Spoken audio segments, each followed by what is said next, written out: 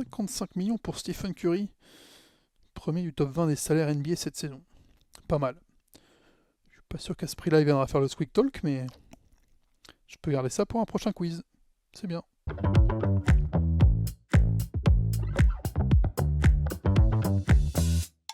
Salut à tous, c'est le Squeak Talk, saison 2, épisode 4, avec les Français de l'Euroleague. On va faire un point sur tous les Bleus qui jouent dans la C1. On va parler NBA également dans le Fast. Et puis on verra un Français qui, lui, se voit en bleu en 2025. C'est le programme de cette émission. Et qui dit programme, dit roster. Notre 3 de départ aujourd'hui, il est de retour pour vous jouer un mauvais tour. Faisal Berkani, notre rédacteur en chef. Salut Faisal. Salut Fred, salut à tous, ravi d'être là, de retour effectivement.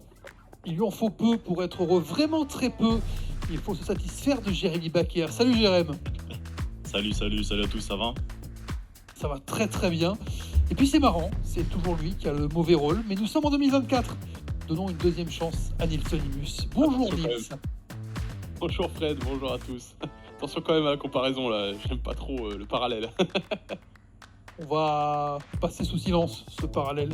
C'était cadeau pour toi. Faisal, Jérémy, Nils, voici l'équipe d'aujourd'hui. Pour d'abord, on va parler de tous les bleus de l'Euroleague parce que Evan Fournier a réalisé une performance de folie lors du derby grec remporté par l'Olympiakos contre le Pana. Ça nous a donné envie de nous pencher sur tous les Français, pas que ceux qui jouent à l'étranger d'ailleurs, ceux qui jouent en France également de cette Euroleague, la trentaine de Français qui sont impliqués cette saison dans la C1 et de voir un petit peu leur performance. On joue depuis un petit peu plus d'un mois dans cette Euroleague 2024-2025 et donc l'occasion d'un premier arrêt sur leur performance.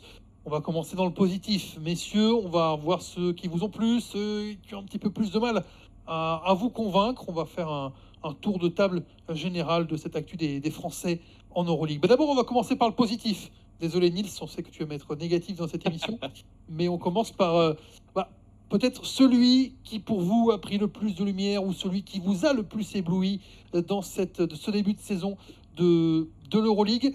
Donnez-moi un nom, tiens, chacun. On va commencer par Faisal, puisque tu es de retour. Commençons par toi. Donne-moi un nom, le Français qui t'a peut-être le plus fait plaisir dans ce début d'Euroleague.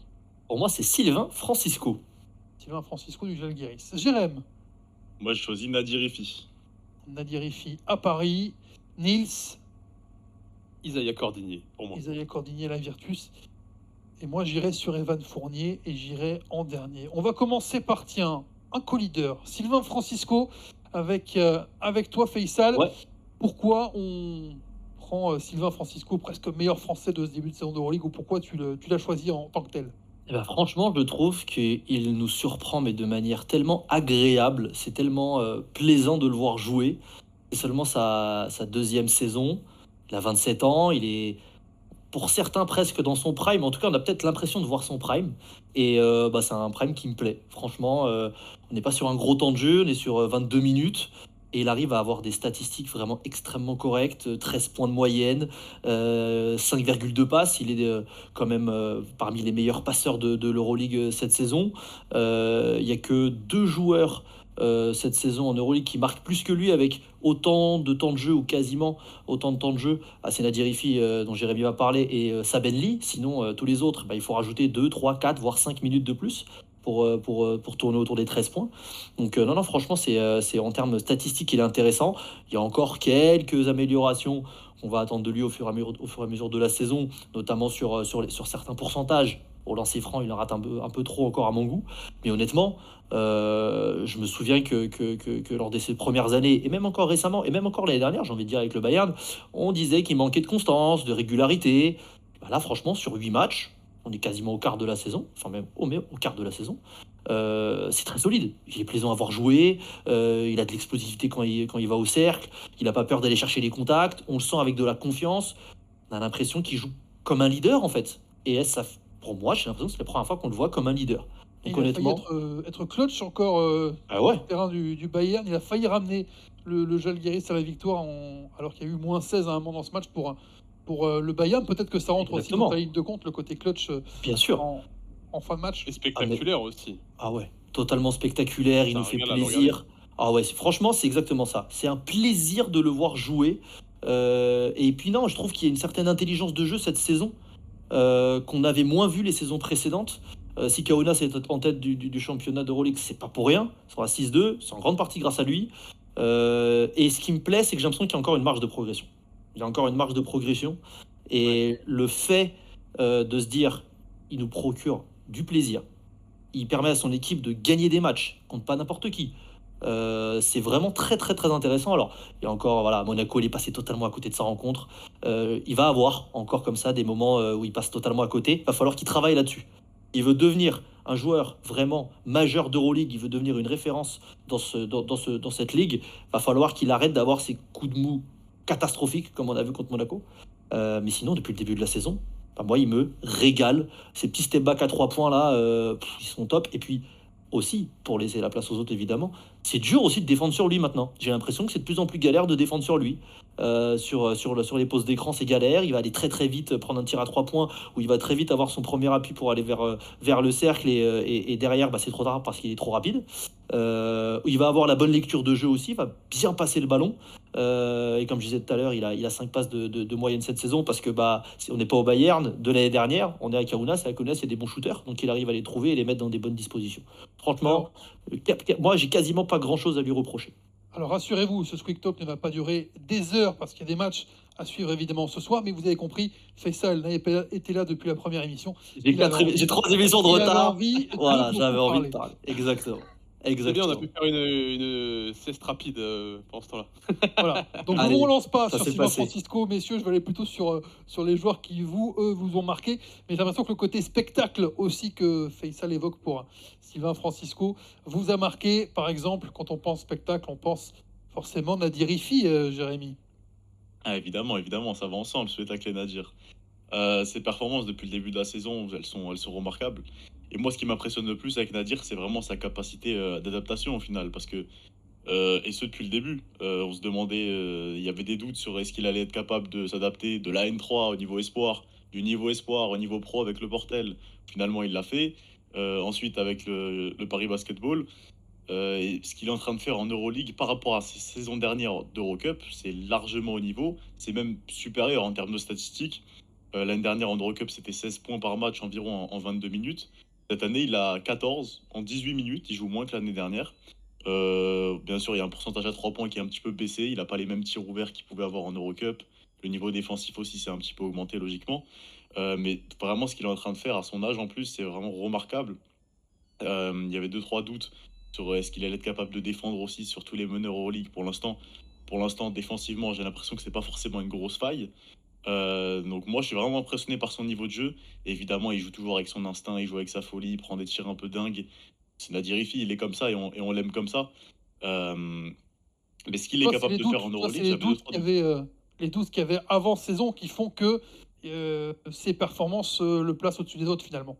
C'est ça, exactement. En fait, il a encore une fois prouvé qu'il était capable de s'adapter.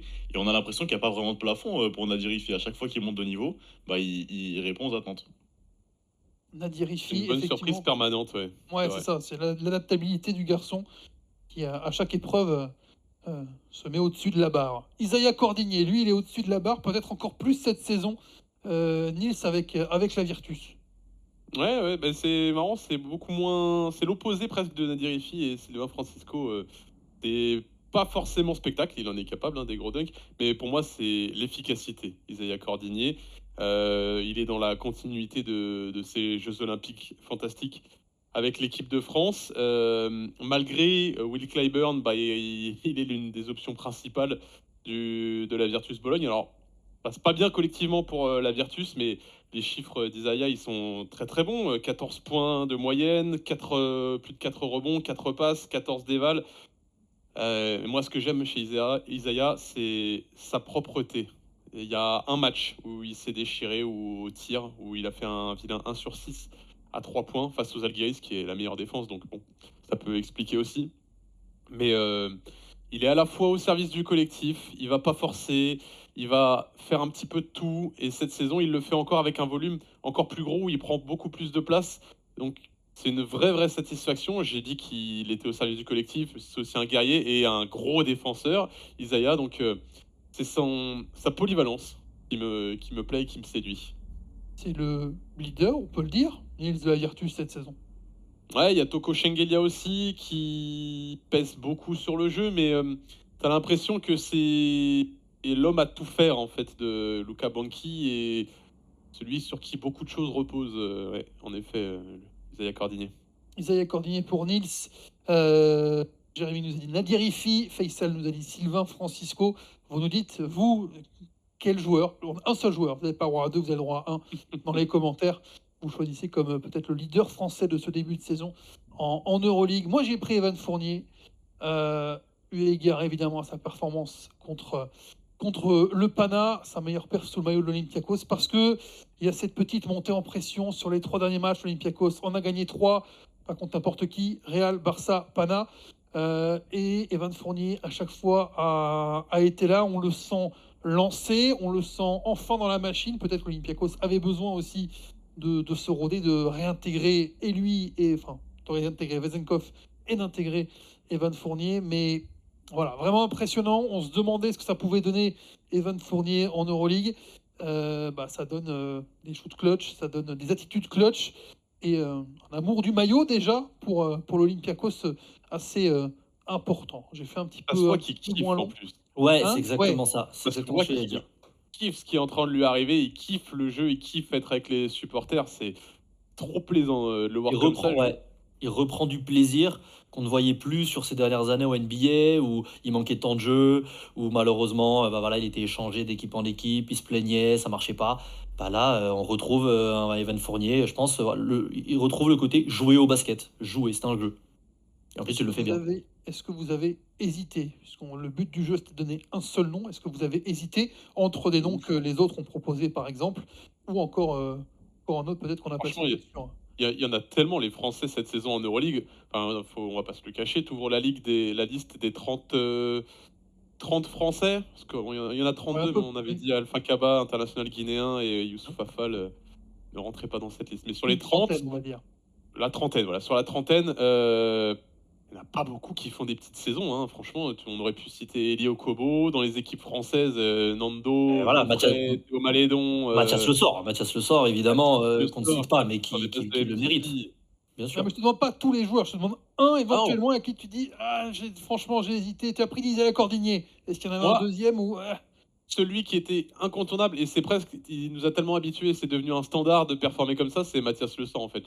Pareil. Si j'avais dû en prendre un autre, c'était lui, mais c'était tellement l'évidence que je ne l'ai pas pris. C'était un peu plus, ok, je vais prendre la bonne surprise, enfin pas la bonne surprise, mais quelqu'un qu'on attendait peut-être un petit peu moins. Mathias, maintenant, depuis une deux saisons, on le sait, c'est top Euroleague player, top 5 Ok. quoi. Bon, écoute, on en reparlera éventuellement peut-être un petit peu tout à l'heure hein, si jamais on a un dernier mot à dire sur les Français. Mathias Le Sort qui est l'invité de Best in Class cette semaine. Selon le moment où vous regardez ce Squeak Talk, le contenu sera à dispo avec Étienne K dans le Best in Class de Mathias Le Sort. Allez voir ça, 45 minutes d'entretien avec le pivot du Pana. On a parlé de Français qui font plaisir.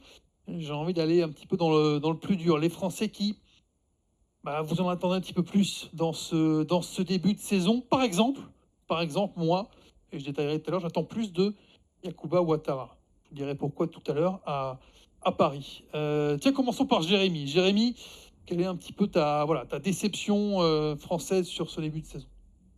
Moi, ma déception, même si c'est un bien grand mot, j'ai Le pleurer roi de de Franck Guillemets. Ntilikina. Franck Ouais, Franck Ntilikina, Ntilikina. ouais, parce que j'ai l'impression qu'il y a un manque de confiance. Je sais pas s'il y a un problème d'intégration dans cette équipe du Partizan, mais je le vois pas jouer vraiment son jeu, s'exprimer. Et je dis ça parce que j'ai pu commenter le match face au Fener, où ils prennent une déroutée incroyable. Ils sont à -20, je crois, tout le match. Et pendant la deuxième mi-temps, je crois qu'il met 14 points dans le dernier quart-temps. Et vraiment, il prend les choses en main, il prend le ballon, il joue ses 1 contre 1, il va au panier, il se montre agressif. Et c'est la première fois que je le voyais comme ça de la saison. Donc c'est aussi la marque que oui, il est capable de prendre les choses en main et de se montrer agressif. Mais je comprends pas pourquoi tu as besoin d'être à -20 pour faire ces choses-là. Depuis le début de la saison, j'ai l'impression que, comme j'ai dit, il y a un petit manque de confiance. Pour l'instant, Obradovic n'a pas du tout trouvé la recette. Il est entouré de beaucoup de joueurs à son poste. Il y a Lundberg, il y a Carlick Jones, Il y a Sterling Brown. Pour l'instant, la mayonnaise n'a pas du tout pris. Et justement, j'attendais que Franck Ntilikina soit un peu aussi le joueur qui arrive à faire fonctionner ça, à faire jouer tout le monde ensemble. Et j'ai l'impression, même si ses stats sont loin d'être mauvaises, que son impact dans le jeu au niveau du contenu est pas suffisant. Et je me demande si on prend un autre meneur Euroleague d'une autre équipe et qu'on l'incorpore à cette équipe-là, est-ce qu'il n'est pas capable aussi de faire le boulot que Franck Ntilikina? Je me pose la question. T'as Donc les j'en stats attends plus de de sa Franck part. Ntilikina sous les yeux? Je les ai pas sous les yeux, il me Moi, semble je que les ai. aux alentours des 8 Je points. les ai aussi. Ils sont prêts, eux ils sont prêts. Ah, Vas-y, vas-y Nils. Ouais. je les ai parce que j'ai choisi aussi, comme Jérémy, Franck Ntilikina Ah. dans cette C'est parfait. catégorie-là. Les statistiques, c'est 8,7 points de moyenne, 58% à 2 points, 48 à 3 et 1,6 passes par match. Ouais. Moi, c'est ça. C'est ça qui me dérange. gêne. C'est que Franck, on sait que c'est pas forcément offensivement, il est capable de mettre ses tirs, mais c'est pas forcément un immense attaquant. C'est un très bon organisateur, très bon passeur, très gros D'ailleurs, Nils, défenseur. Jérémy en parlait, des 14 points lors d'un match, lors d'un quatrième quart-temps, mais il y a aussi les tirs qui auraient pu faire gagner le Partizan Ouais. contre la Virtus à Paris, qui eux ne sont pas rentrés. Mais pour moi, c'est ça, tu vois, Jérémy parlait de confiance sur ces tirs-là. Pourquoi? Parce qu'il n'a pas le confiance. Jérémy parlait il est capable, pourquoi il le fait pas? Mais parce qu'en fait, au Partizan, pour moi, le Partizan a trop de joueurs qui ont besoin du ballon pour Oui. jouer. Carlick Jones, Ife Ljungberg et même un petit peu Sterling Brown qu'on voit pas beaucoup, mais parce que lui non plus le touche pas beaucoup, c'est surtout Ljungberg et Carlick Jones qui ont la balle.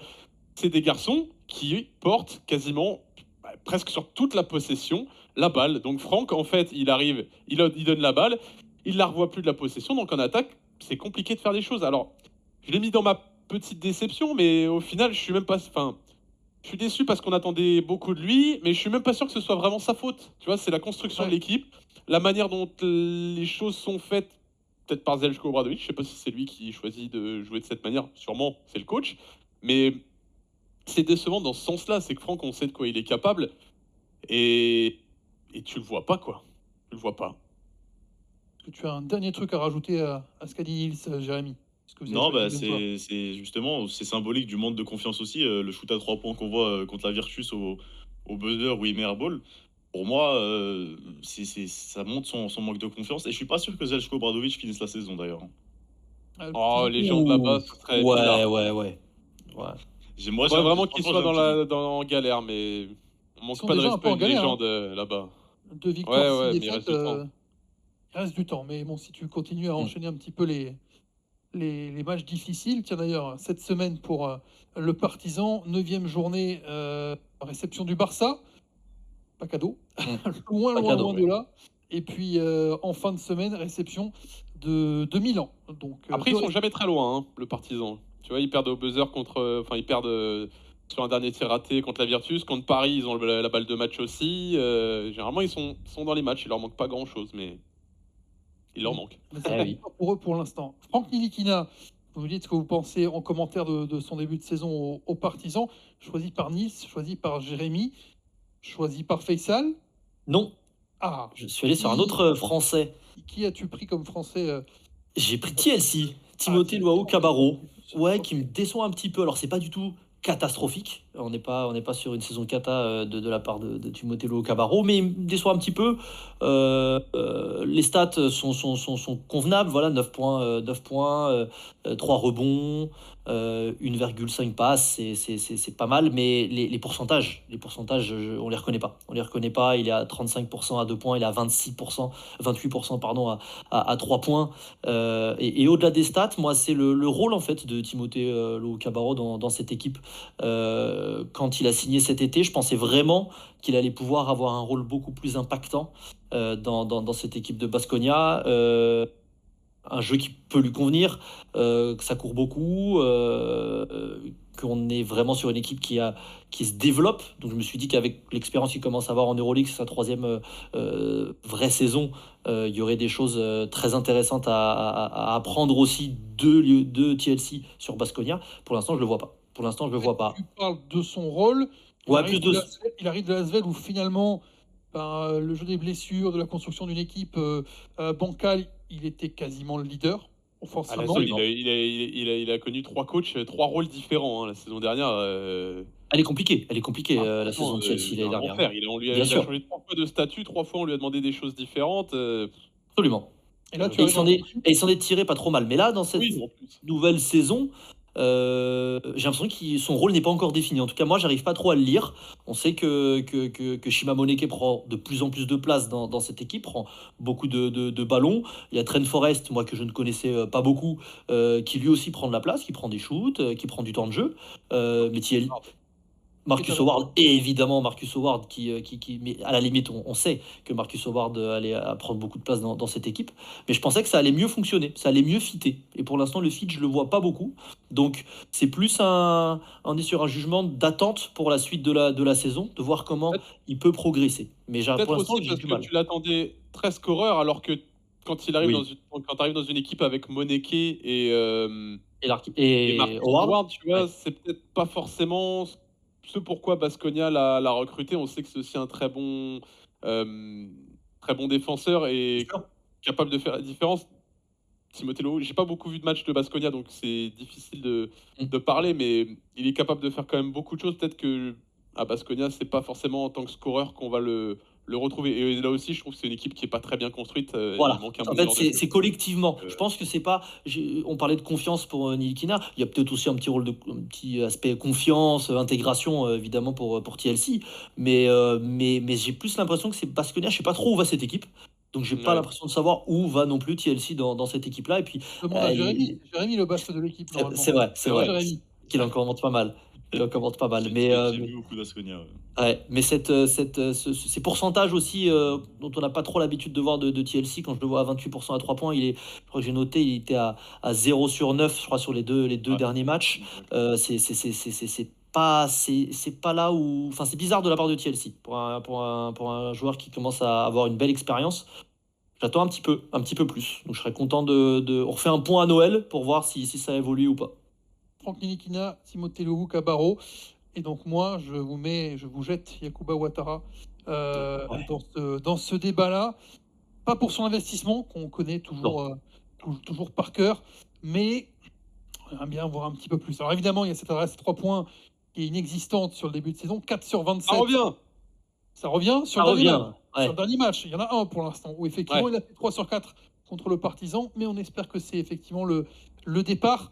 On attend un petit peu plus parce que c'est vrai qu'en sortant de Monaco, de ce cocon où il était pourtant si bien, voilà, on voulait qu'il passe peut-être un petit peu un cap dans cette équipe de Paris, qu'il montre qu'en Euroleague, voilà, il n'était pas, comment dire, il n'était pas là juste pour jouer les utilités et juste pour revenir quand l'équipe tanguait un petit peu pour mettre du cœur, du corps, de la défense.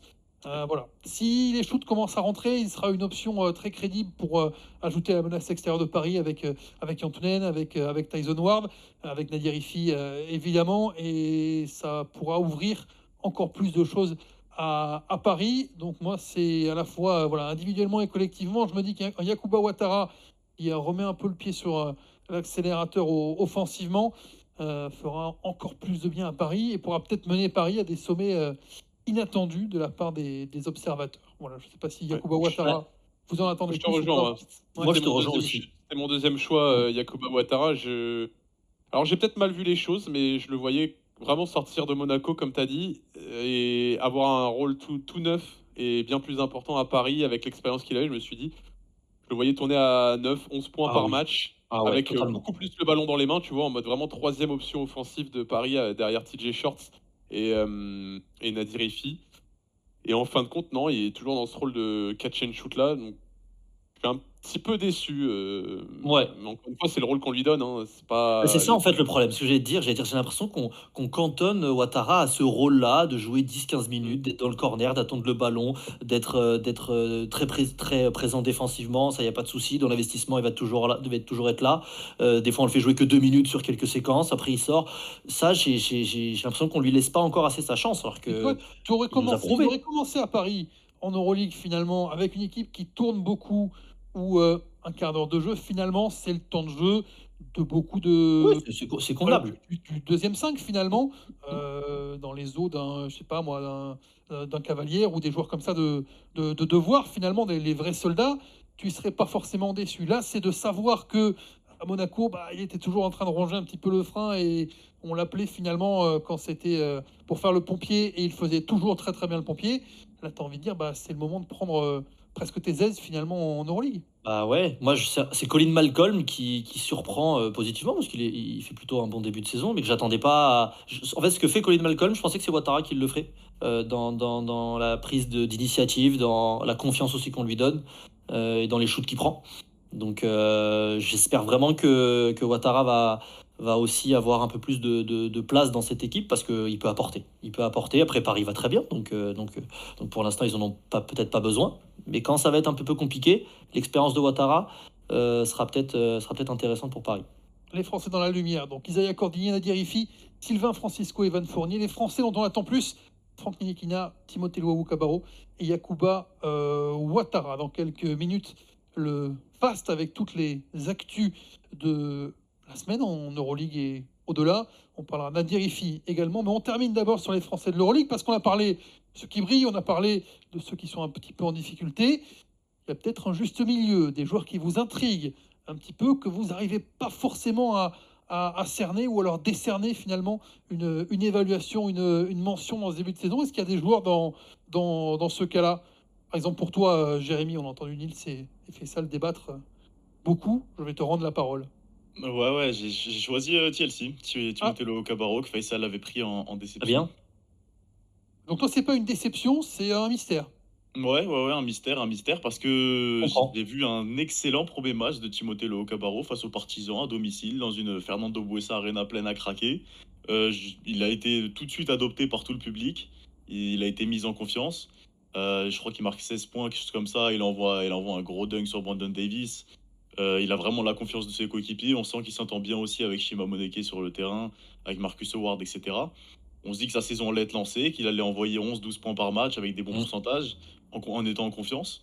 Au final, pas du tout. On a l'impression qu'un match sur deux, ça fonctionne bien, l'autre non. Comme l'a dit Faisal, sur les 2 derniers matchs, il a 0 sur 9 à 3 points. Après, maintenant, est-ce que c'est vraiment de sa faute? Est-ce que c'est le système de Baskonia qui est un petit peu étrange? Il manque un meneur organisateur. À l'intérieur aussi, on n'a pas beaucoup de solutions. On a l'impression que sur chaque possession, on cherche Marcus Howard un peu pendant 10-15 secondes. S'il n'y a pas de résultat, on l'envoie à TLC parce que Shima Moneke, c'est pas un joueur qui va aller jouer 5 contre 1. Donc ouais, j'ai quelques doutes sur TLC. Je pensais vraiment en début de saison que ça allait pouvoir être la deuxième option offensive dans cette équipe de Baskonia derrière Marcus Howard. Pour l'instant, ça n'a pas forcément été le cas. Donc point d'interrogation sur Timothée Luwawu-Cabarrot. On en a parlé juste avant. On va donc aller sur d'autres noms. Si vous avez d'autres noms, Nils, Faisal par exemple. Sûr. Oui, d'autres noms à citer. Vas-y Faisal. Allez. Je sens que ça t'a manqué. Allez, vous m'avez manqué, on va pas se le cacher. Non, mais là, je vais aller faire, je vais faire essayer d'être court, d'être concis avec Théo Malédon. Surprenant parce qu'on en a parlé dans une émission précédente comme MVP potentiel. Exactement, et j'étais d'ailleurs dans cette émission, c'était là où j'étais, et on disait que Malédon faisait un début de saison vraiment très très intéressant, et plus qu'intéressant, très bon. Sa saison est toujours bonne, 14 points de moyenne, 4 rebonds, 4 passes, 17 dévals, c'est très fort, il n'y a pas de souci. Il y a eu des pointes à 25 points face à Baskonia, il était très solide face au Barça, mais en fait, j'arrive juste pas à savoir si Malédon il est capable d'être un leader déjà aujourd'hui à l'Asvel. Est-ce qu'on attend de lui que ce soit un leader à l'Asvel et de prendre petit à petit ce leadership qu'a un Nando De Colo évidemment par toute sa carrière. Il est passé à côté de ses derniers matchs, il a 1 sur 12 pardon, à 3 points. Il y a des choix des fois qui je comprends pas. Donc est-ce que c'est parce que Nando là revient bien et qu'il prend un peu plus de place? Est-ce que c'est juste naturel d'avoir quelques matchs comme ça où on passe à côté? Je me pose la question sur Malédon. Voilà, il est jeune, il a 23 ans, il découvre l'Euroleague, c'est déjà très bien ce qu'il a fait. Juste, il redécouvre l'Euroleague puisqu'il avait joué un bout de la saison. Absolument. Il n'avait pas été à son terme à cause là, exactement. Mais là, on est vraiment sur une histoire que j'ai envie de voir longue pour Malédon en Euroleague. J'ai pas envie que dans un an, ils se disent allez, je vais retourner en NBA parce que j'ai fait une bonne saison. Moi, j'ai vraiment envie de le voir avoir une vraie carrière là. Et pour l'instant, je sais pas trop dans cette équipe de l'Asvel ce qui peut être un vrai leader ou juste être un bon joueur qui va suivre un petit peu le leadership de Nando, si Nando tient toute la saison. J'ai l'impression que c'est la volonté de l'Asvel en tout cas de lui donner le leadership. Il y a pas mal de ballons qui, en fin de match, quand c'était serré face au Fener, qui étaient pour lui. Après, il a manqué d'adresse. Il y a des tirs qui ont été un Ouais. petit peu plus contestés. Les défenses aussi, hein. Maintenant, on a vu son début de saison. Les défenses, elles sont un peu plus vigilantes sur Théo aussi. Donc, on peut expliquer ça. Il y a peut-être un temps d'adaptation où lui, il va falloir qu'il s'adapte maintenant aux défenses qui sont plus ciblées sur lui. C'est plus une surprise comme les 2-3 premiers matchs. Mm. Je suis d'accord avec toi. Un peu plus de mal pour Théo Malédon, et donc ça te met le doute, Faisal. Qui on n'a pas entendu? Ouais. On n'a pas Attends de entendu. Moi, j'ai choisi moi, Vincent moi, Poirier. Vincent Poirier, Vincent, c'est pas genre je doute de ses performances et de ce dont il est capable parce qu'on le connaît. C'est je doute de son utilisation. Comme à Madrid.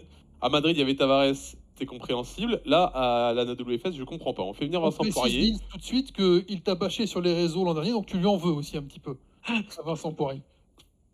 C'est vrai que j'ai pris une bonne bâche sur les réseaux sociaux, mais au contraire, tu sais quoi, je vais le défendre. Là, tu vas le défendre. Là, tu vas le Là, je vais défendre. le T'es parti défendre. pour Et le je défendre. comprends pas pourquoi on fait venir Vincent Poirier à la WFS et au final, on le met quasiment avec le même rôle que Dan Autourou. Des fois, il joue moins.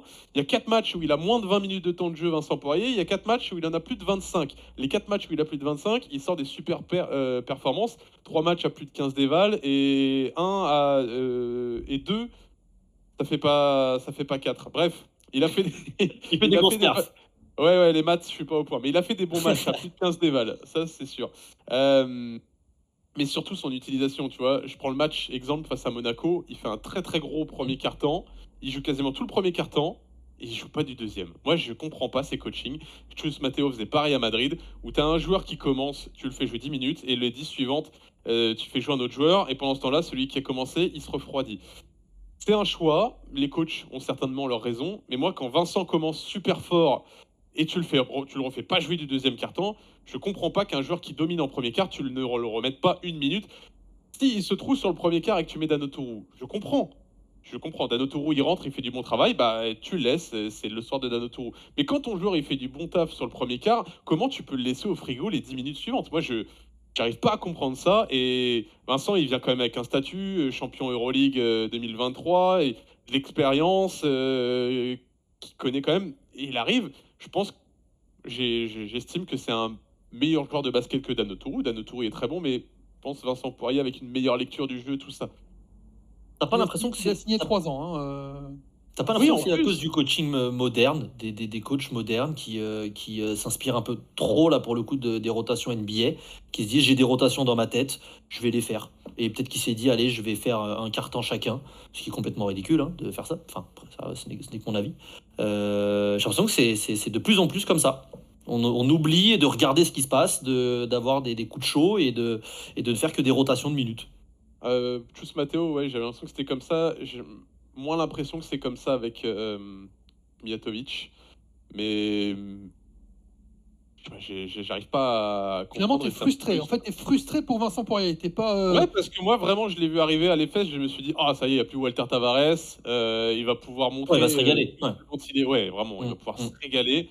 Et Pas encore. quand il joue, il montre qu'il est capable de tout arracher. Et par contre, t'as des fois où il joue pas, c'est Dano Tourou. Alors, faut faire du temps de jeu à tout le monde, je comprends, mais ça me frustre pour Vincent. Donc, Ah, on d'accord. a un meneur, un ailier, un pivot. Moi, j'ai mis un pivot aussi. J'ai mis Mousfal, finalement. Parce que Mousfal, dans cet effectif, je ne sais même plus comment on peut le qualifier, dantesque de l'Olympiakos. Voilà, il est là, mais... il est C'est un peu un juste là. perdant, non? Tu trouves pas c'est un peu le perdant de cet effectif pléthorique Je par trouve rapport pas. aux saisons précédentes? Non, vous trouvez pas? Moi, je trouve pas forcément parce que encore, c'est c'est quoi un peu l'Olympiakos, leur bonne série de victoires, ça correspond à son retour en fait. Mousse, tu vas pas forcément voir dans les statistiques Mm. un apport énorme, mais en fait, il te fluidifie le jeu collectif et il y a un truc souvent les hockey pass, tu sais, la passe avant la passe décisive. Ouais, bien Souvent, sûr. Mousse, souvent, c'est cette passe-là et ça se voit pas dans les statistiques, mais sur le collectif, c'est tellement l'orientation du jeu. Il t'oriente le jeu du bon côté, il fait le bon choix. Quand la prise à deux, elle vient, il lâche le ballon toujours dans le bon timing, au bon joueur. Derrière, tu as une extra passe pour le 3 points. En fait, ça se voit pas, mais l'importance dans le jeu de l'Olympiakos de Mustapha Fall, elle est inouïe. Il est à 4,7 points, 1,9 rebonds, 2,4 passes 6,1 d'éval. Il a raté que le premier match, hein, pour blessure. C'est vrai qu'il est Et toi, Il est Fred, revenu. t'as envie de le voir plus? Qu'est-ce Oui, qui j'ai un peu te. envie de le voir plus. Voilà, c'est vrai qu'il n'a pas dépassé encore les 20 minutes de temps de jeu Mhm, mhm. à l'Olympiakos. Alors, tu vas me dire, tu comparais les styles de coaching. Hein, Barzokas aussi, il aime beaucoup faire. Allez, il y a un 5 qui fait 10 premières minutes, et puis Ouais. après on voit. Mais oui, oui, pour l'instant, j'ai pas, tu vois, j'ai pas le. Comment dire? J'ai pas le goût d'un Mustapha Fall, même si ce que Nils s'est dit est évidemment vrai au niveau des rouages.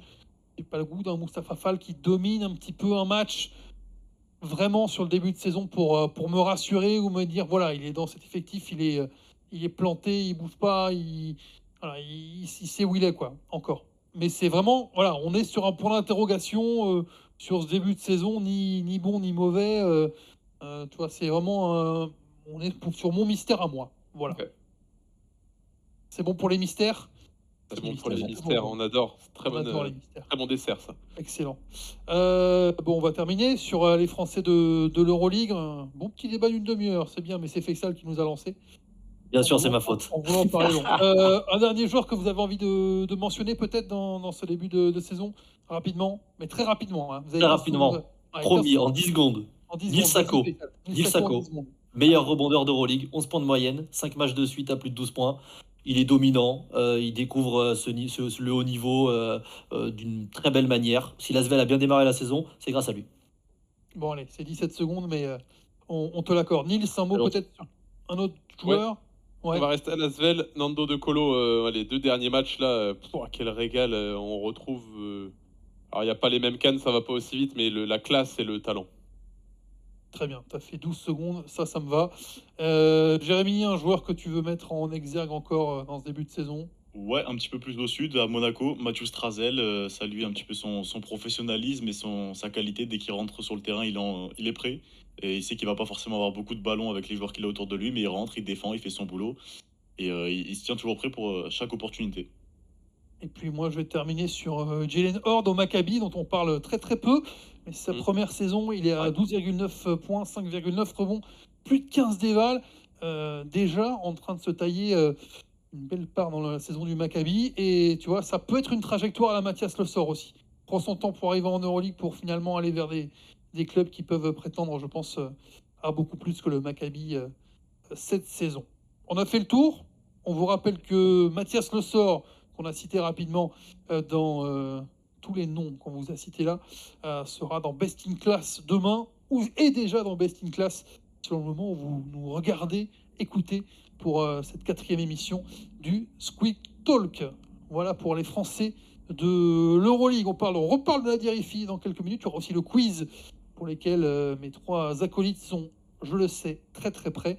Mais d'abord, le Fast Talk avec toutes les actus, un petit peu pêle-mêle de cette semaine. D'abord, Gershon Yabusele, qui cartonne en NBA, un match à 20 points. Est-ce que Gershon Yabusele, ça mérite qu'on s'arrête dessus? Est-ce que c'est pas peut-être le meilleur Français, hors Victor Wembanyama, de la NBA cette saison? Ça mérite qu'on s'arrête. Ah Allez, oui, ça vas-y. mérite. Gershon Yabusele, est-ce que ça vous fait grand plaisir de voir que ce retour en NBA est déjà un succès finalement? Ouais, totalement, la propreté. Alors il bénéficie, hein, de l'hécatombe Les absences, chez les ouais. Sixers avec Embiid et Paul George, mais bah, il y a rien, enfin, il suffit de citer Nick Nurse, lui qui en parle le mieux, hein. Il a dépassé les attentes et il est d'une régularité folle et il est toujours bon et des fois il est très bon. Donc, Il y a un bon résumé. Ouais.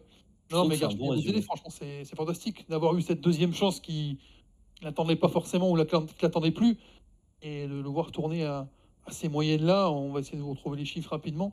Mais il faut qu'il garde cette place-là aussi quand les blessés vont revenir. Ah bah quand Embiid va revenir, ça va être un peu plus compliqué pour lui effectivement d'avoir autant de temps de jeu, même Paul George.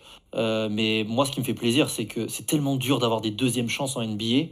Et la première avec Boston, c'était tellement frustrant parce que bah le temps de jeu était pas là, la confiance était pas là, le rôle était très bizarre.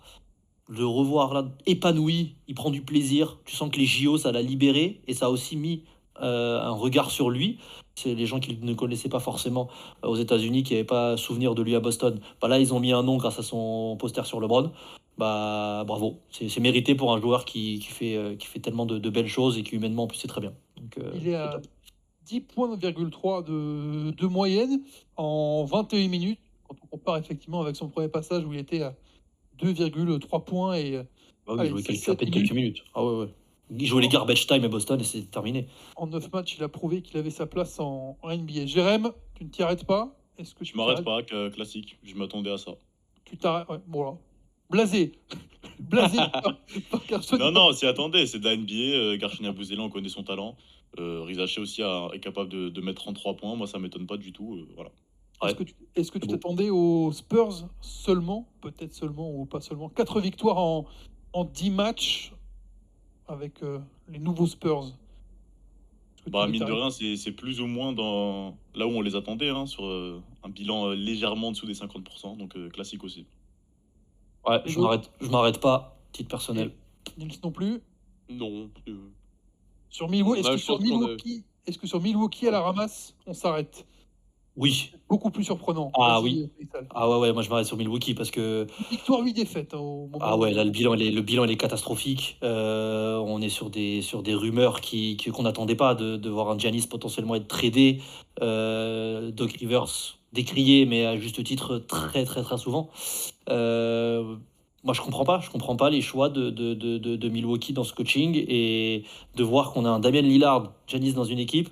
Quand Lillard était arrivé aux Bucks, on s'était dit oh là là, ça va être incroyable, ça va être une attaque de rêve. En fait, pas du tout. C'est chacun attaque quand il veut. Un moment c'est toi, un moment c'est moi, un moment c'est toi. Ça marche pas. Ça marche pas et la confiance est cassée. Le collectif empathie. Forcément, le départ de Drew Holiday il y a déjà quelques années pour Boston, bah, ça avait déjà cassé une sorte d'âme dans cette équipe. Mais là, il on n'y a est plus parti rien. sur le flop de la saison quand même, hein. Ah On ouais, a joué clean. franchement, ouais. Tu vois, autant les Spurs, là, on s'arrête pas parce qu'on sait très bien que ça va pas chercher très loin, les Spurs. Mais là, Milwaukee, bah, tout le monde les mettait dans le top 4 de l'Est, évidemment, c'était logique. Mais là, on sait pas où ça va. Ils peuvent perdre Giannis et devoir changer de coach. Et à deux Pas de joueurs. mauvaise chose de changer de coach. Non, ça c'est sûr. Par contre, perdre Giannis, bah, à mon avis, Ouais. ça dépend ce que tu peux avoir comme contrepartie. Je le Moi, sens je suis qu'il un est peu. énervé en plus. Il y avait cet Ouais, éclat c'est là. ça. Mm. Je suis un peu intrigué par le comportement d'Yanis. On a vu cette nuit avec Jalen Brown qui lui met un bon gros coup de coude et qui derrière lui met un vent pour le checker. Un petit vent de gamin, ouais, mais Ouais, non, derrière. mais ça aurait été bon enfant si Jalen Brown, il avait un petit peu floppé, voilà, en lui mettant un vent. Mais là, il lui met un bon gros coup de coude, derrière, il lui fait ça. J'ai pas trop compris ce move-là. Et même Jalen Brown en interview, il a pas trop pris ça à la rigolade, quoi. C'est quoi, t'as l'impression que Yanis est désinvolte par rapport à la situation et que finalement il commence à se reculer, s'en fiche un peu? Ouais, exact, hein. J'ai l'impression qu'il a essayé d'accueillir vraiment comme il se devait Damian Lillard. Et je suis pas sûr que ça a été réciproque de l'autre côté. Ah. Je- Alors, il me semble hein, Ouais. avoir lu que Yanis avait invité Damian Lillard à travailler, mais que Damian Lillard n'était pas venu pour travailler aux côtés de Yanis pour improve, comme on dit outre-Atlantique. C'est possible. En tout cas, Yanis, il faut qu'il fasse gaffe parce que là, tout allait très bien. Il y a eu déjà quelques déclats quand ça t'a fait sortir au premier tour des playoffs en mode allez, c'est pas grave, on passera à autre chose.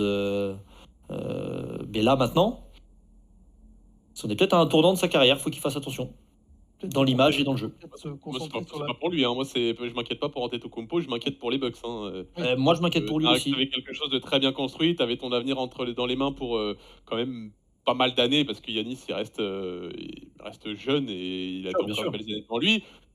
Tu foires comme ça ton équipe que tu avais réussi à construire en allant chercher un titre et tout sur des trades où tu perds Jrue Holiday Ouais. pour récupérer Damien Lillard. Antetokounmpo, lui, il fera sa carrière, il n'y a pas de souci. Hein. C'est pour les Bucks derrière que ça va être Ouais, pénible. mais j'avais le côté charme de me dire, ce truc va faire que les Bucks toute sa carrière, ça va être beau, il va aller chercher peut-être plusieurs titres et tout. Là, c'est dommage, il y a le charme qui était cassé. C'est peut-être le moment de se concentrer sur les matchs qui comptent, la NBA Cup, bien sûr, dans ce début de saison de NBA. Les matchs qui comptent, tiens, on va en parler avec Nigel S. Davis, qui dit que finalement, en Europe, on n'a pas la joie de jouer au basket. Alors attention, la déclaration, elle est un petit peu bizarre, c'est finalement que voilà, quand il joue en Europe, à chaque panier, finalement, il y a des gens qui râlent, qui sont pas contents, alors que quand il retourne aux États-Unis, bah, le basket est plus un spectacle. On en pense quoi de cette déclaration de Nigel Hayes Davis, qui trouve qu'en Europe, bah, ça râle au lieu d'avoir la joie de jouer au basket qu'il éprouve quand il retourne aux États-Unis, par exemple?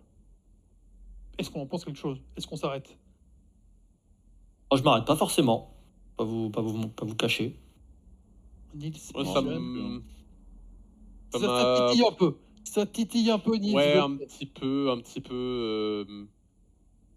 C'est À quoi? la Moi, fois, j'ai envie de m'arrêter. Vas-y. je comprends le côté, il y a beaucoup de pression, chaque action compte et il faut toujours être concentré, il faut toujours. Mais en même temps, est-ce que c'est pas ça le basket, C'est de pas la ça le sport de haut compétitivité niveau tout court, en fait. ouais, C'est d'être. tout. C'est pour ça que ça, ouais, je comprends pas. C'est très bien de le dire, mais genre c'est normal en fait. En fait, je trouve que la quote dénigre plus le basket américain et. Parce qu'en l'occurrence, il parle de Team USA, mais tendance à mettre Team USA et la NBA dans le même lot, même si Mm. je suis même pas sûr qu'il fasse vraiment le parallèle parce que avec Team USA, il a fait quoi? Il a fait que Ouais, sparring partner, en oui, gros, pour exactement. préparer les JO. Donc en Mhm. effet, oui, c'était du fun. C'était que des matchs pas forcément, enfin diffusés, mais où il y avait quasiment pas d'enjeu. Donc je peux comprendre que là-dessus, il ait pris plus de plaisir, où il y avait pas de pression, tout ça. Et en fait, c'est de jouer sans pression. En réalité, je pense que c'est ça qu'il voulait dire. Ouais, c'est ça. Il a passé un été avec ses potes, voilà. Il joue loin Ouais, des États-Unis, de son pays, mine de rien. Il a passé un été sans pression. Lui savait très bien qu'il allait pas jouer dans tous les cas, donc il s'est bien amusé. La phrase est un peu sortie comme ça, mais ouais, je pense. je pense qu'il s'est mal exprimé, mais ouais, voilà. Je pense aussi, parce que c'est quelqu'un qui est très réfléchi, S. Davis. Donc ça m'étonne de lui de sortir des quotes comme ça, ou alors on l'a mal interprété nous aussi peut-être. Mais je sais pas, je trouve que c'est ce sport de haut niveau, d'avoir de la pression, ça fait partie du jeu. C'est très difficile mentalement pour les sportifs de haut niveau d'avoir toujours cette pression et de devoir toujours être au top. Mais ça fait partie du jeu.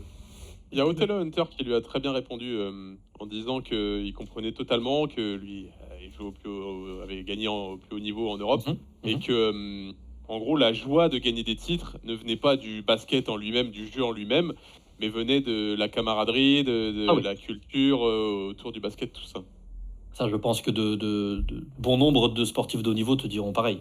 Ouais, Te diront évidemment que gagner des titres, c'est magnifique, mais c'est les histoires humaines qu'il y a derrière, que ce soit dans n'importe quel sport collectif. tout à fait. C'est beau, Nigel purée. Hayes J'ai Davis, versé ma donc petite avec larme, cette moi. déclat un petit peu bizarroïde. Restons sur l'Euroleague, Every Game Matters, le derby grec qui compte un petit peu plus que les autres pour l'Olympiakos et le Pana. Mais Ergin Ataman qui derrière a mis un petit taquet à l'ambiance de sa propre salle en disant que l'OAK n'avait pas été aussi folle qu'un pionnier, que voilà, les ambiances à Belgrade. Est-ce qu'on s'arrête sur l'ambiance de l'OAK pendant ce derby? Je m'arrête rapidement en disant que c'est pas une surprise. C'est-à-dire qu'on n'a jamais eu une ambiance de zinzin pour le Pana quand tu Ah compares. ouais? C'est pas la meilleure ambiance d'Euroleague. Ouais, l'an C'est-à-dire dernier, que pour les playoffs, c'était quand même non, pour les- quelque chose.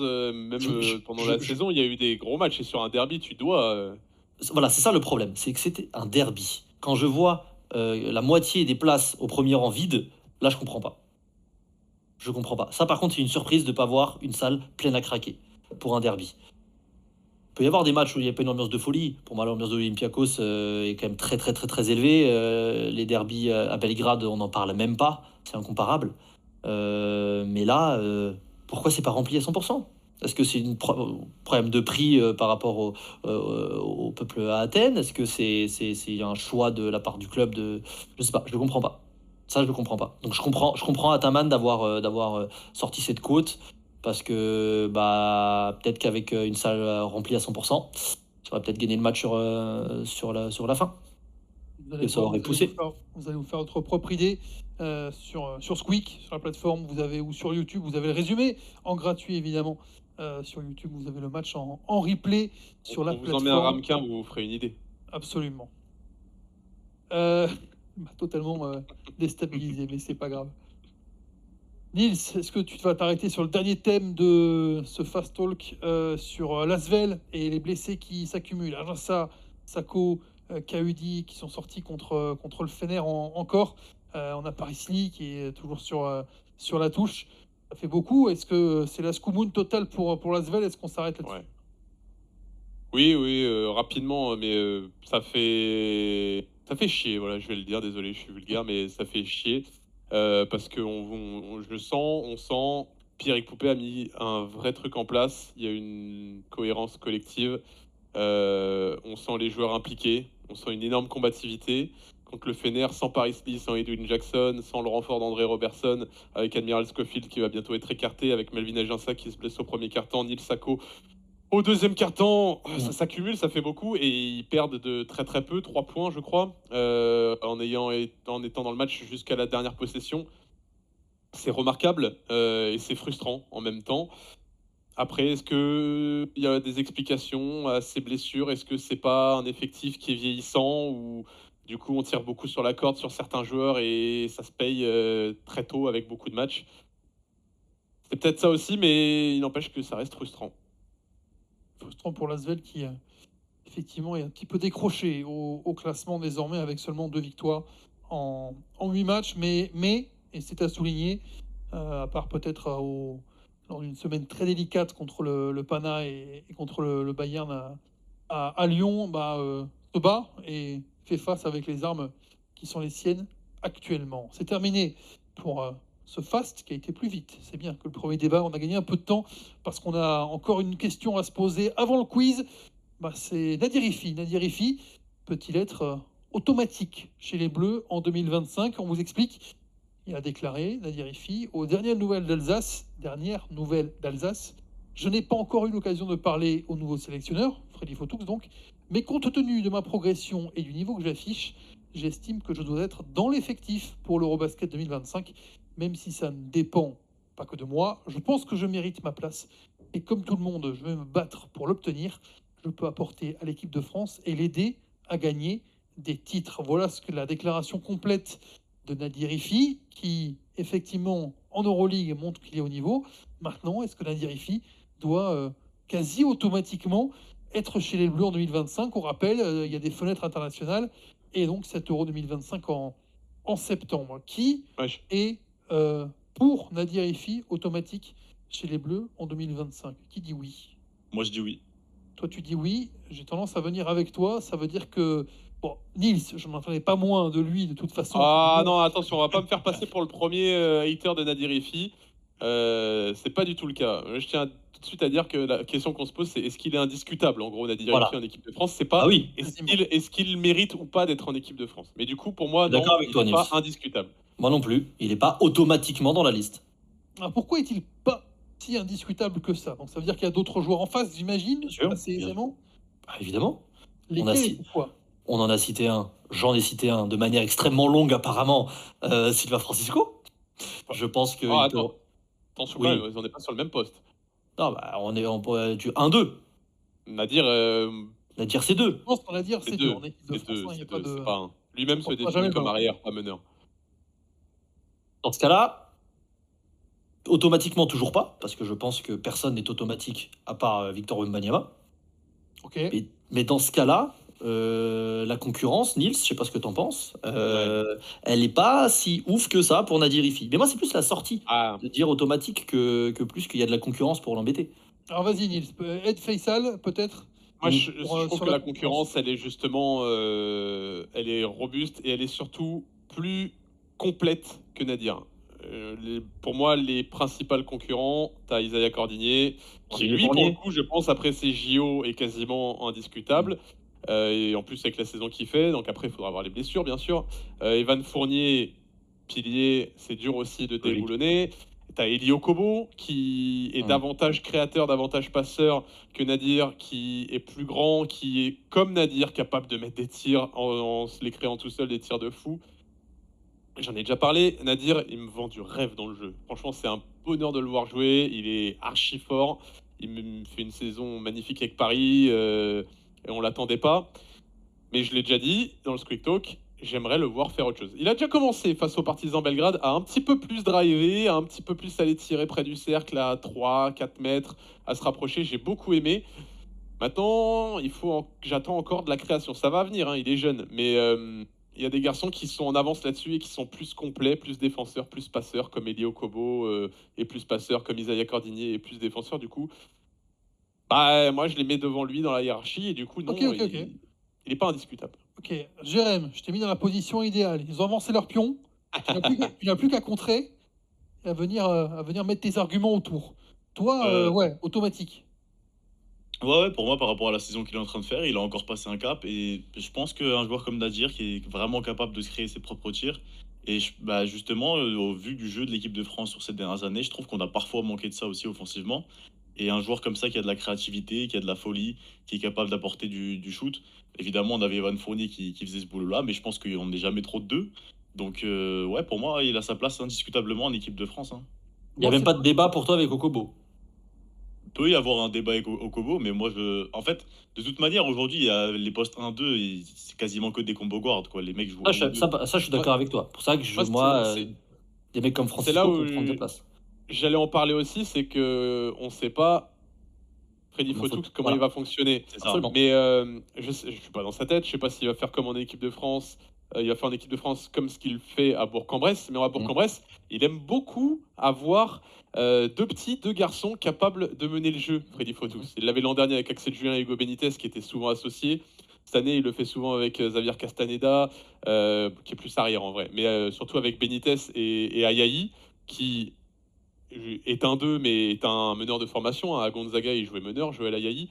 Et il aime bien ça. Donc, est-ce qu'il va vouloir faire pareil en équipe de France, associer des meneurs un peu de formation comme Sylvain Francisco, comme Théo Malédon, comme Nolan Traoré, avec des garçons 2, mais qui sont capables aussi de mener, comme Eli Okobo, Sylvain Francisco, je pense que tu peux le décaler aussi en 2. Tu vois, faire des associations comme ça de garçons qui sont des 1-2.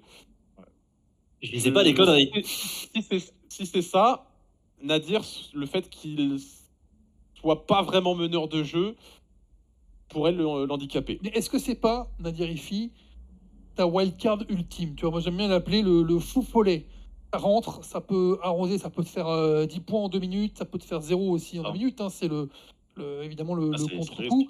Mais c'est un profil unique, en fait. C'est un profil, effectivement, tu veux qu'il soit un petit peu plus passeur, Nils, mais dans le profil, je trouve que c'est un profil qu'on n'a pas sur les autres joueurs qui composent cette ligne arrière. C'est vrai. Voilà pas pourquoi oublier moi, que- tu vois, c'est en wildcard et. Alors, ça sera peut-être le 12e homme, hein, finalement, mais ça me paraît. Ouais, Moi, automatique. je le vois, c'est peut-être plus fort, je mais le vois vas-y. quasiment automatique parce que je pense en fait, on a besoin de lui pour faire varier le jeu aussi. Parce qu'il faut pas oublier que, mine de rien, on va jouer contre des équipes qui sont solides, des équipes costauds. Et quand tu vas jouer contre la Serbie, avec tout le respect et l'amour que j'ai pour Isaiah Cordigné, qui est un excellent joueur, qui joue très proprement, etc. Mais si tu es inférieur sur un match à ton adversaire direct, Nadir Hiffi, pour moi, c'est un joueur qui peut faire la bascule et qui peut faire tourner le match. C'est comme on disait, tu peux avoir un match exceptionnel de sa part, il peut passer totalement à côté sur C'est ça. des grandes échéances, donc il faut prendre le risque. On est d'accord, encore une fois, la question c'est automatiquement. C'est-à-dire que Nils et moi on dit non, mais en tout cas à titre personnel, ça me dérangerait pas du tout de voir Nadir Hiffi en équipe de France, il n'y a aucun problème. Ma question, c'est du coup, C'est- oui, c'est un profil très à part, mais est-ce que du coup, tu prends un garçon, tu réserves un spot à un garçon qui n'a que ce profil et qui ne t'apporte que ça, tu vois, au lieu d'aller prendre un garçon, par exemple, comme Eli Okobo, parce que c'est le Okobo, sacrifié ouais. de ses dernières campagnes, tu vois, qui non sûr. seulement est capable de se créer ses tirs tout seul et qui a un fantasque individuel incroyable, mais qui en plus est capable de faire jouer. Est-ce que ça colle avec la déclaration d'intention de Freddy Fotoux lors de sa première prise de parole de basket total à Nadir Hiffi? On le voit à Paris, ça rentre, ça court tout le temps à fond parce que tu sais que tu vas jouer quelques minutes. Le rôle sera forcément différent en équipe de France, mais tu as un joueur qui pendant 2, 3, 4 minutes, il va être à 125% tout le temps. En plus, il est habitué à le faire à Paris. Voilà, ce qui est bien à Paris, c'est qu'il a l'habitude de sortir du banc, il a l'habitude d'être chaud tout de suite et de devoir. Il n'a pas 35 minutes de jeu. En Euroleague, il a 17 minutes. Il a 17-18 minutes en 8 matchs. Il est ultra efficace. Donc, ça, je pense qu'une adaptation de l'équipe de France, elle peut se faire vite. Par contre, sortir, je mérite d'être là, entre guillemets, automatiquement, c'est ça aussi qui me dérange. C'est la sortie. C'est bien d'avoir de la confiance en soi, il n'y a pas de souci, on sait que c'est un bon gars. Il Mais- précise, hein, je pense que je mérite ma place et je vais me battre pour l'obtenir. Bien sûr, évidemment. La fin de la côte est mieux que le début. Parce que le début, ça fait un peu présomptueux. Mais sur la fin, voilà, il va se battre comme tout le monde. Il mérite sa place de manière globale. Mais automatiquement, comme tu as posé le débat tout à l'heure, Fred, en disant est-ce que son spot, il est sécurisé à 100%? Non.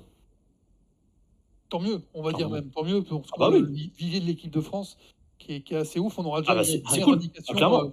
Clairement. Première indication en février, puisque la fenêtre internationale de novembre, il y a de l'Euroleague sur Squeak, donc il n'y aura pas la possibilité Ouais.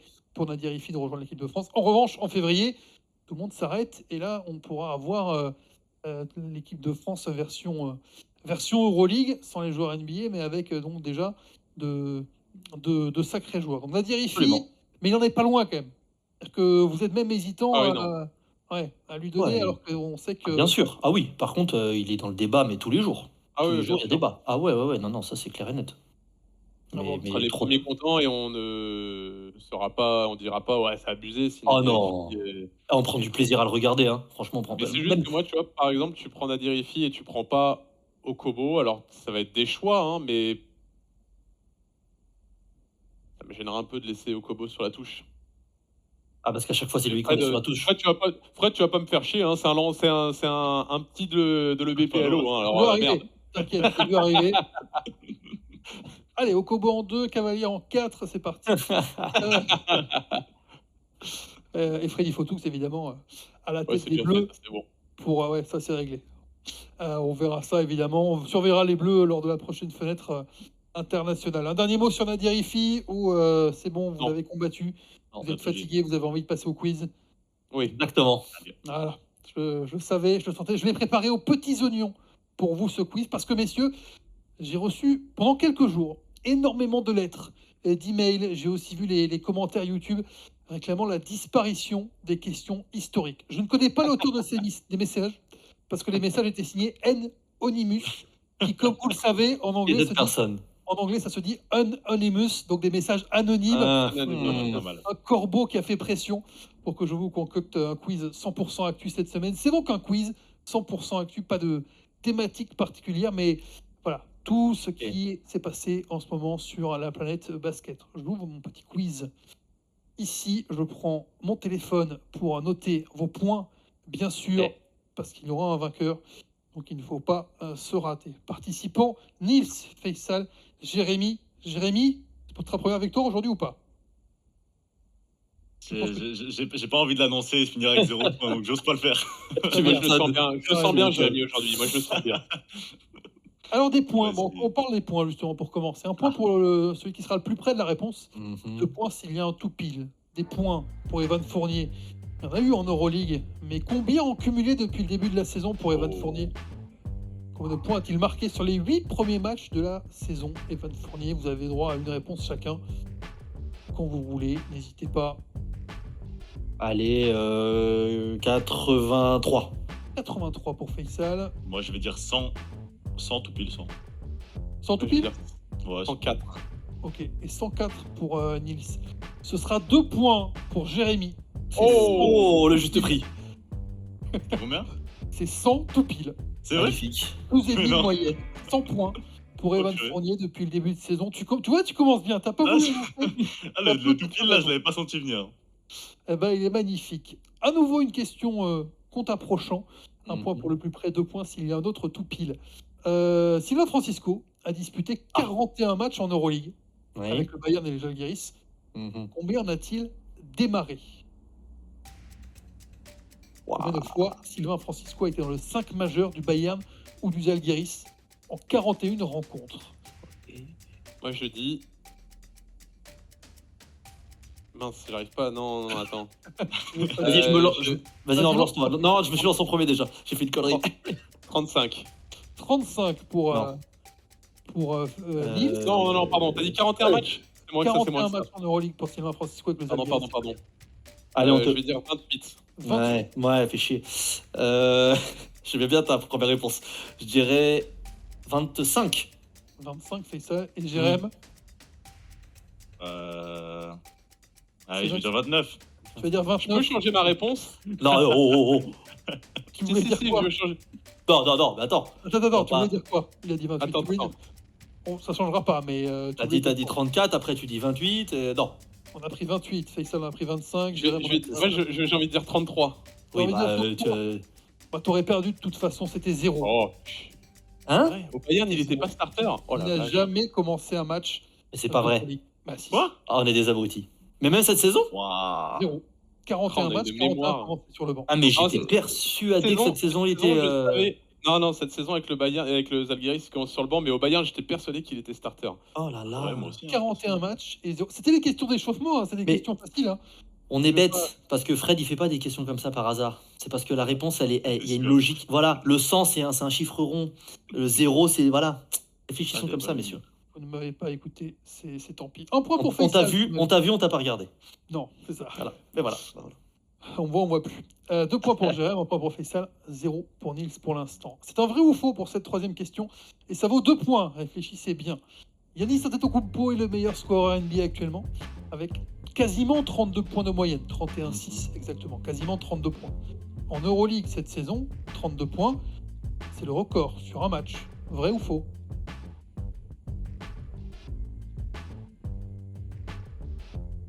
Oh.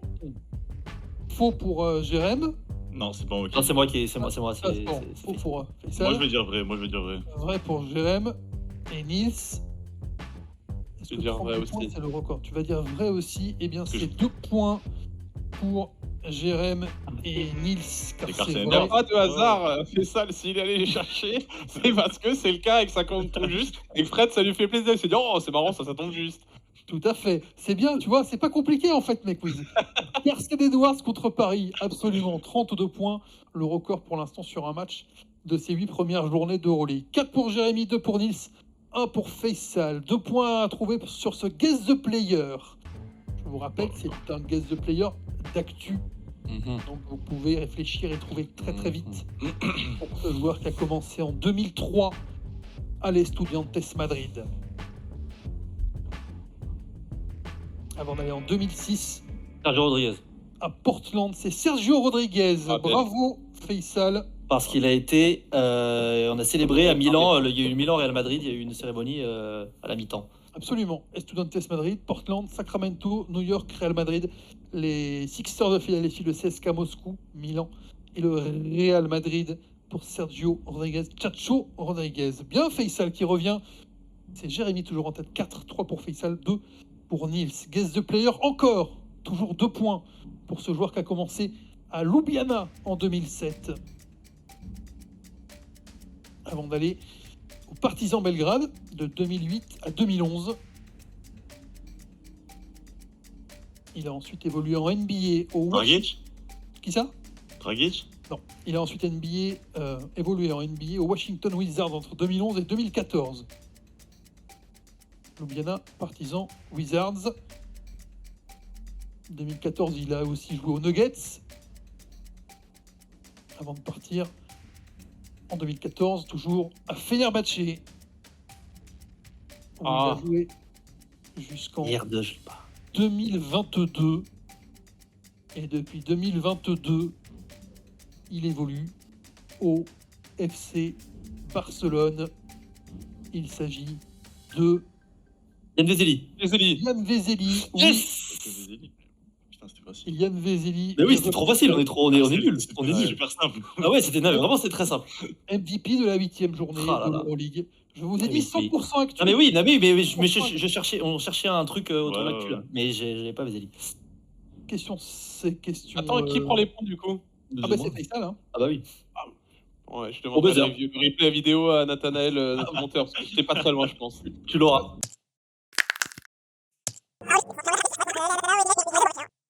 Yann Vezeli. Vezeli. Yes.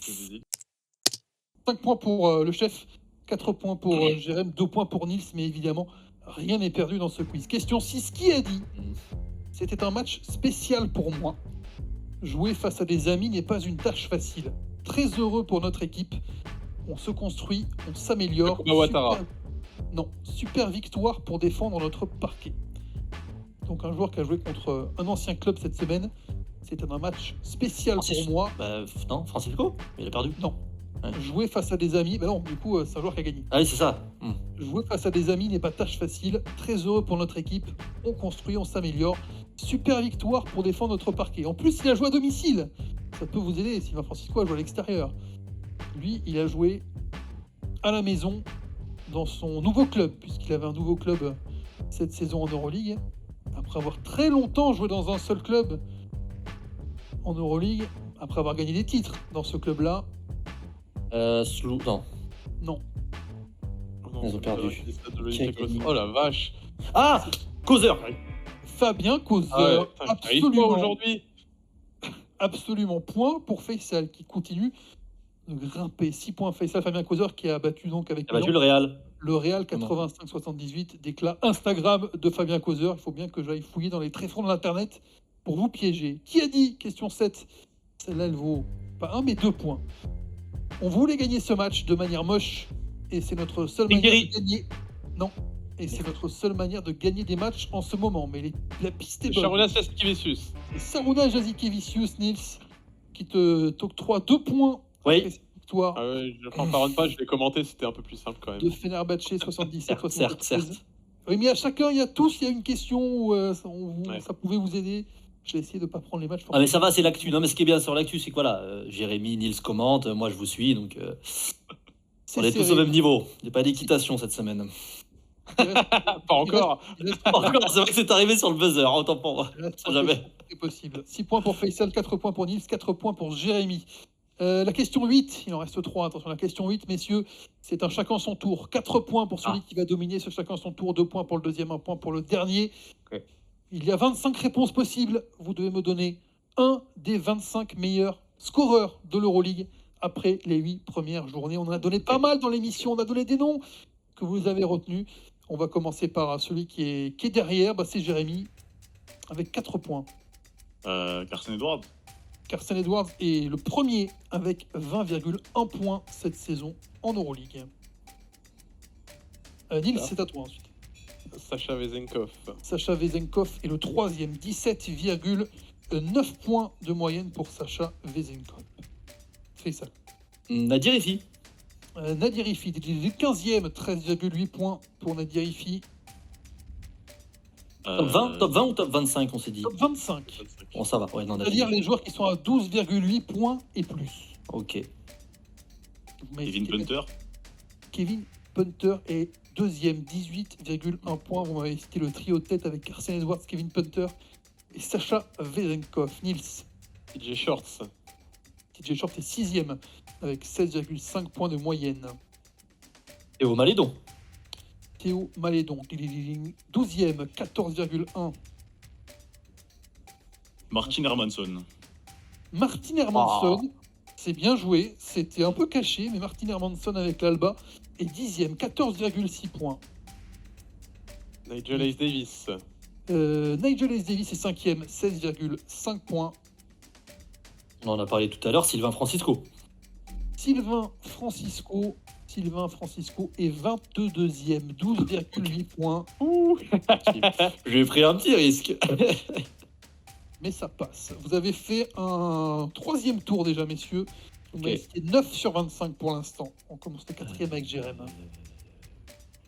Il y a pas un petit Mirotic qui traîne par ici? Nicolas Ah ouais, Mirotic bien est vu, bien septième vu. Il est avec, bon, il est bon. 15,8 Ah, si, j'en- points. J'en ai un fort. J'espère que vous avez noté Non. Ouais. ce qui a été dit. Toko Shengelia. Toko Shengelia est 9e, 14,9 points. Il est aussi bien en NBA qu'en Euroleague. Devin Booker. Devin Booker est 8e, 15,1 points. Ça nous fait 4 tours, on est à la moitié, 12 sur 25. Ok. Et vous ne m'avez pas cité par exemple dans le top 10, vous ne m'avez pas cité le 4e du classement, vous avez cité tous Eh, les autres top On a 10 bien gros. pour l'instant. C'est à Jérém. J'imagine qu'il doit bien avoir un joueur du Pana par ici. Kendrick Nunn. Ah Ça veut oui. dire qu'Henrik Dunn est le quatrième de ce Logique. classement avec 16,8 points. Les 10 premiers ont été dit. Vous n'avez pas donné le 11e, par exemple, pour l'instant. Ouais, je veux dire, ça commence à être dur là.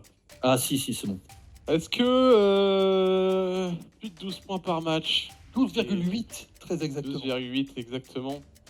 On va tenter un Mike James. Mike James est 13,5 Yeah.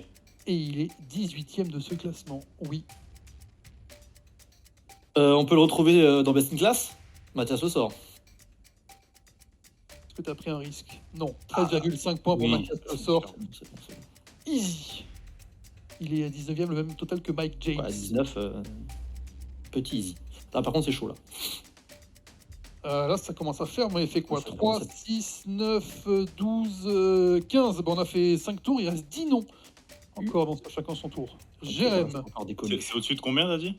au-dessus de 12,8. Les 25 premiers ont 12,8 points marqués ou plus.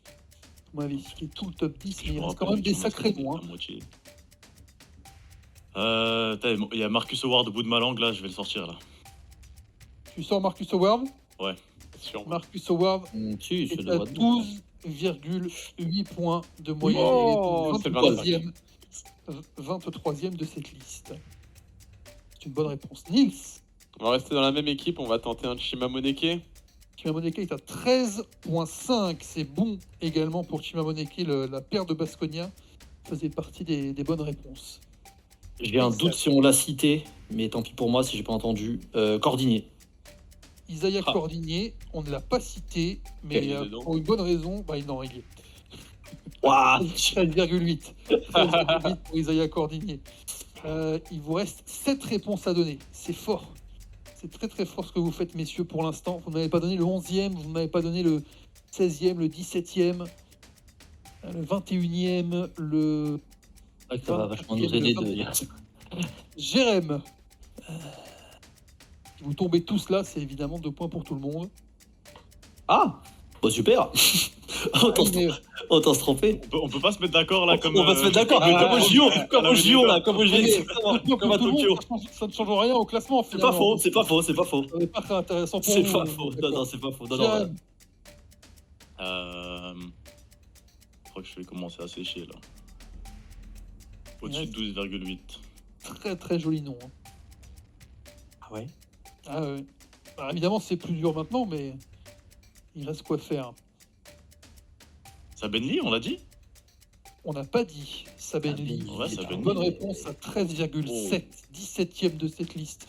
Jérém, tu viens de mettre un coup sur la tête de Nils et de Faisal, je pense. Franchement, je l'ai sorti de très très loin. Pas sûr. Nils, il a envie de gagner squeeze. Je vais tenter un Tyreek Jones.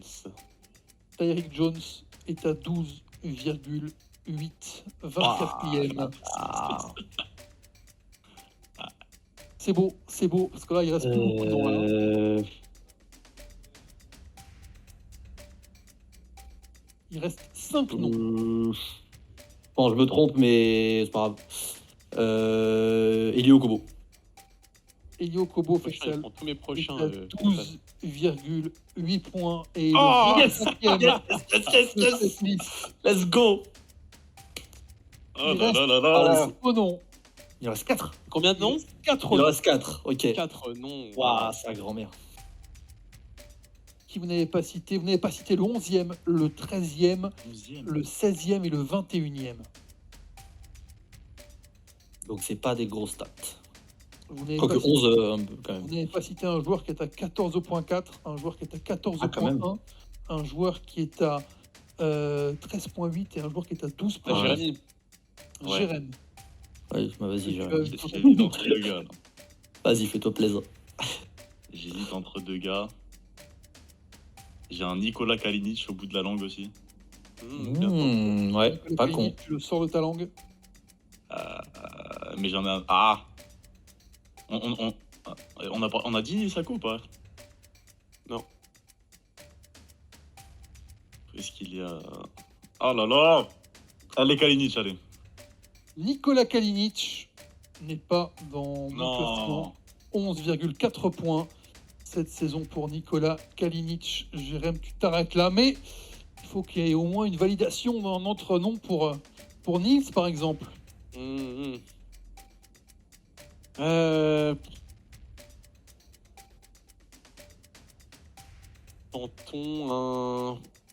Tentons un Facundo Campazzo. Non, Facundo Campazzo n'est pas dans cette liste. Oh, mais oui. Ah, t'adores, calme-toi. Non, mais si, c'est bon. si, c'est bon. Merci, Nils. Vérifier d'abord Facundo Campazzo en Euroleague cette saison exactement 12.7. C'est ballot. Oh, Avec sixième, je l'ai pas noté sur la feuille. Oh. Mais 12.7, ça ne rentre pas Campazzo. Faisal, tu as l'occasion de faire. Bah oui, bah dans la même équipe. Zanan Oui. Moussa. Zanan Moussa et C'est sûr. ça 14 Bah oui. points Ah ouais. de moyenne. Moi, je cette pense saison. réclamation. Pourquoi c'est le premier qui termine? Il a l'avantage, c'est pas juste. C'est comme ça. Let's C'est go. comme ça. Match à vous rejouer pensez, comme vous auriez Lasvel, pu mettre- voilà. Vous auriez pu lui mettre la méga pression à Faisal qui s'envole. Aïe aïe aïe dans ce Il y avait quiz. qui d'autre?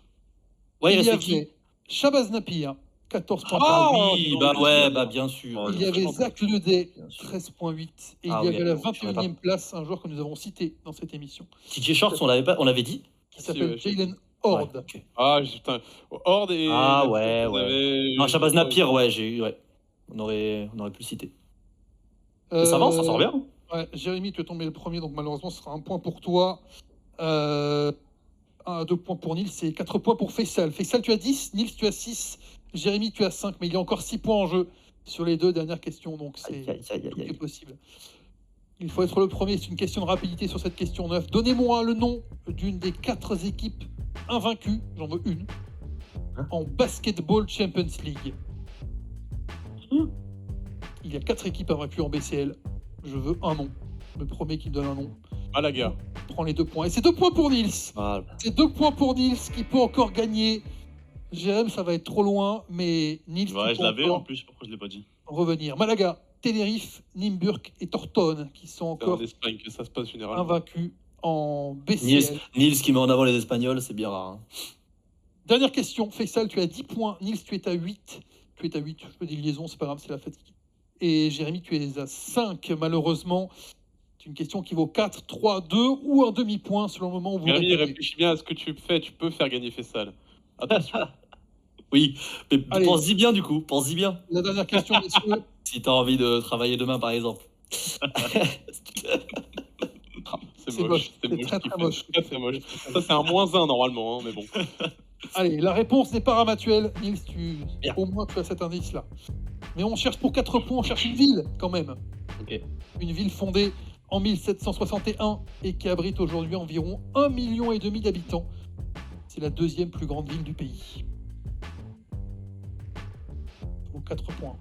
Kaunas, Barcelone, Non, Vilnius. non, Fenerbahçe, non. Istanbul. Ouais. Alors. 1, combien 1,5 million d'habitants. Environ 1,5 million. Un peu plus d'1,5 million. Milan. Non. Pour 3 points. Son aéroport a été le terrain de jeu de Tom Cruise dans le dernier Mission Impossible, même si l'acteur n'a pas fréquenté la célèbre plage de la Corniche.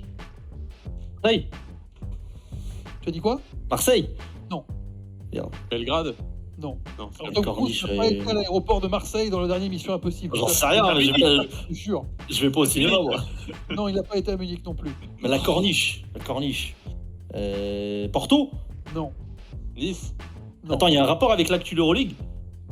Il y a un rapport. J'ai dit que c'était un quiz 100% actu. Il y a un rapport. Ah ben je pose une question. Athènes. Non, Athènes, Non. c'est la plus grande ville. Je reprends. Ville Euh, fondée en 1761 et qui abrite aujourd'hui environ 1,5 million d'habitants sur la Ouais. 2e plus grande ville du pays. Son aéroport a été le terrain de jeu de Tom Cruise Avec- dans le dernier Mission Impossible, même si l'acteur n'a pas fréquenté la célèbre plage. Amsterdam. Vénus. Non. Non, j'ai dit Vilnius. Oh, oh. Amsterdam. Pour 2 points. Il n'a pas été sur la plage parce qu'il avait sûrement vu assez de sable, puisque cette ville est proche de l'un des plus grands déserts du À monde. Dubaï. Non. Pas Dubaï. Mos.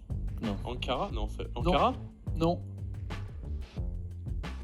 Tel Aviv. Non. Non. Toujours pour 2 points. Et ça peut te permettre, Nils, What? d'égaliser. Traduit en français, le nom de la ville signifie pays des gazelles. Et des gazelles. Genre Tunis, Alger. Et on y parle aussi gasoil, puisqu'un Grand Prix de F1 y est organisé depuis 2009. Bakou. Non. Abu Dhabi. Abu Dhabi. Merde. Abu Dhabi, légalisation pour Nils, il restait comme indice capitale des Émirats Arabes Unis, je serai Ah avec oui, ouais. Belgrade, Ah là une là. des deux villes Non mais en bien balance sûr, pour bah oui, organiser non mais oui, le Final Final Four, oh là Four là. 2025 de l'Euroleague. A priori, ça vote ce mardi au bureau de l'Euroleague. On pourrait avoir l'annonce assez vite. Ensuite, c'était effectivement Abu Dhabi. Nils, tu prends 2 points. Et Le tous, rébut. Le Le rébut. rébut, oui, le rébut. enfin au rébut que je n'ai pas préparé. Imagine, encore. c'était la semaine où Fred il le préparait pas Oui. en disant oh, ça sert à rien, ils le font à chaque fois ça sert à rien. Bon, Jérémy, malheureusement, tu ne participeras pas à ce rébut parce qu'il Ah, j'ai pas le droit de jouer. Ah non, il va servir à Il vaut pas gagner. 11 points, il peut pas valoir 11 points ce rébut. Le rébut vaut 0,1 point pour Bah oui, pouvoir du coup. gagner. Exactement. Juste ce qu'il faut. Mon premier est commissaire dans un New York de fiction. Mon premier est commissaire dans un New York de fiction. Mon deuxième te respire à plein poumon. Mon troisième est un prénom allemand associé à des grands pieds.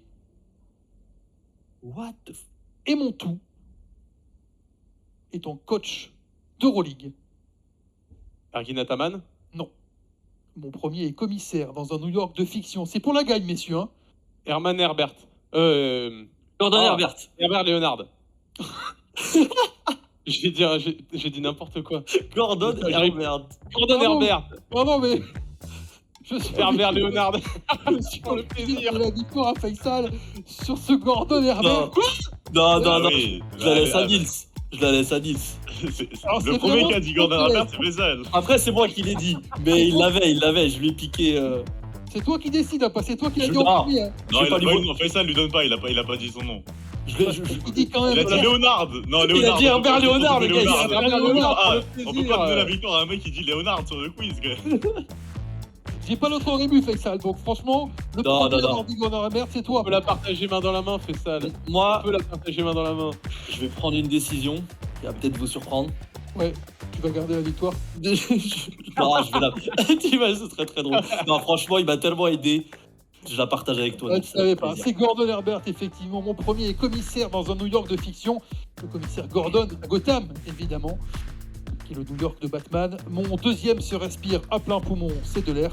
Et mon troisième est un prénom allemand Ça aurait associé dû être, à des voilà. grands pieds. Bert Le Gordon, je ne l'avais pas du tout. Ouais, c'était dur, je sais. Mais bon, c'est le rébut, hein, c'est pour la gagne. Mon tout est un coach d'Euroleague. Ce n'est ni Ergin Herbert, ni Herbert Léonard, mais bien Gordon Putain, mais le Herbert. Herbert Léonard, il est sorti d'où, Nils? Mais vous connaissez pas Herbert Léonard? Vas-y, on le chante pour le plaisir. Et voilà. Bien sûr. Et Chanson écrite par Julien Lepers pour la Et en plus, c'est vrai en plus. Mais oui, non, mais oui, c'est la vérité. Parce que je sais Non. pas pourquoi, qu'à chaque fois, Gordon Herbert, je retiens que Herbert et je fous Léonard derrière et je m'embrouille à chaque fois avec Gordon Herbert. Je suis infoutu de Je retenir. vais te faire commenter le Bayern juste pour son prénom rigoler. et son nom. Ah mais je l'ai déjà fait, mais je n'arrive pas. Herbert, j'associe ça à Herbert Léonard. C'est impossible. C'est exceptionnel, Et puis, j'adore. grâce à la mansuétude de Faisal Berkani, eh bien, oui, Nils, Ah oui, on partage la victoire. aujourd'hui. Ouais. Gordon Herbert Léonard qui restera dans la légende Ah ouais. du Squeak Talk. C'est le pas titre. une très très belle victoire quand même, mais bon. C'est une Ah, victoire à 10,1 points pour Nils, 10 points pour Faisal et 5 points pour Jérém qui restera encore la semaine prochaine Je pense que c'est le titre de l'émission. pour conquérir le quiz. Gordon et Herbert Léonard. On va s'arrêter là, je crois qu'il est temps, je crois que Nils a Oui. une touche. Et on va vous donner rendez-vous évidemment toute la semaine sur Squeak, la Double Week qui commence dès ce mardi avec pour les clubs français 2 matchs de gala hein, pour Paris contre les 2 leaders ou 2 co-leaders, le Žalgiris et Barcelone. Monaco qui affrontera l'Étoile Rouge avant de se déplacer à Baskonia. On a aussi l'Asvel à l'Olympiakos et réception de l'Étoile Rouge. On n'oublie pas Bourg-en-Bresse qui sera en déplacement sur le parquet de la Poel Jérusalem. Jérusalem, à Ongle. Ouais. Excellent. Il est vraiment l'heure de terminer cette émission. Allez, c'est bon, on arrête. Merci, à la semaine prochaine. Ciao, ciao. Salut!